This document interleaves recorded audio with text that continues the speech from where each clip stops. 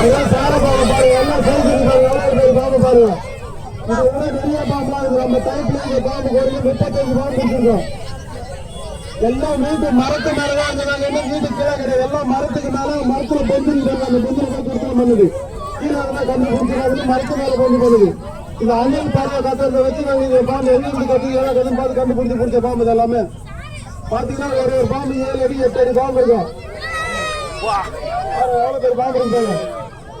எல்லாமே நம்ம குடியிருப்பு பகுதியில வீட்டுக்கு வேலை பிடிச்ச பாம்பு தான். வெளியில எங்கேயுமே புரியல. நம்ம வீட்டுக்கு வேலை இந்த ரப்பீஸுங்க ஓலைங்க அந்த இடத்துல பிடிச்ச பாம்பு தான்.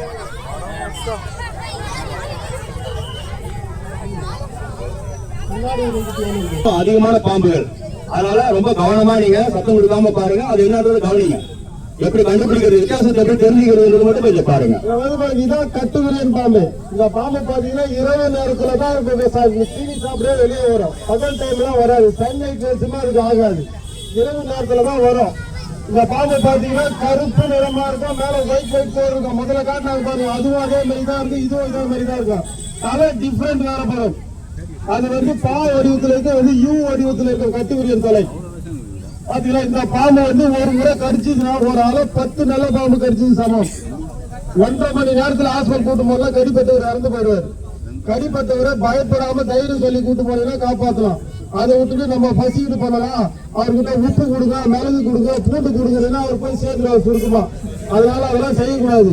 கடிப்பட்டவரை பயப்படாம உட்கார வச்சுட்டு பக்கத்துல 108 போன் பண்ணினா ஆம்புலன்ஸ் வரும். அதுக்கிட்ட சொன்னீங்கன்னா அவங்க தைரியமா அவரை காப்பாற்றுவாங்க. எல்லா அரசு மருத்துவமனையிலும் ஆஞ்சியோரம் எல்லாமே பர்ஃபெக்டா வச்சுக்கிறாங்க.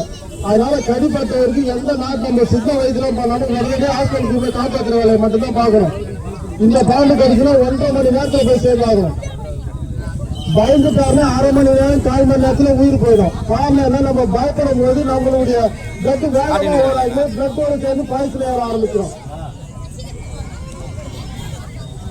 அதனால ஜாக்கிரதையாக பாத்துக்கணும். இந்த பாம்பை இரவு நேரத்துல தான் வரும். அதாவது வீட்டுக்கு வந்து நம்ம வீட்டுக்கு ஓட்ட ஓட்டியா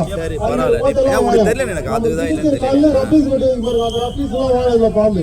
அதனால வீட்டுக்கு நம்ம எவ்வளவு சுத்தமா பண்ணி வச்சிருக்கோம். பாம்புகள் தங்கறதுக்கான வசதி கிடையாது. வந்தாலும் மற்ற இடத்துக்கு டிராவல் பண்ணி போயிடும். அது எங்க சேர்த்து இருக்கோ அந்த இடத்துக்கு போயிடும். நம்ம இந்த ரப்பீஸ் குப்பெல்லாம் சேர்த்து வச்சோம்னா கண்டிப்பா அங்க தங்கிடும்.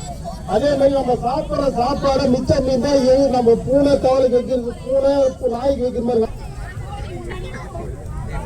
பாக்கிறதுக்கு மலை பாம்பு மாதிரி சார். மலை பாம்பு கிடையாது, இது குட்டி ரெண்டுக்குதா பாம்பு இருக்கு.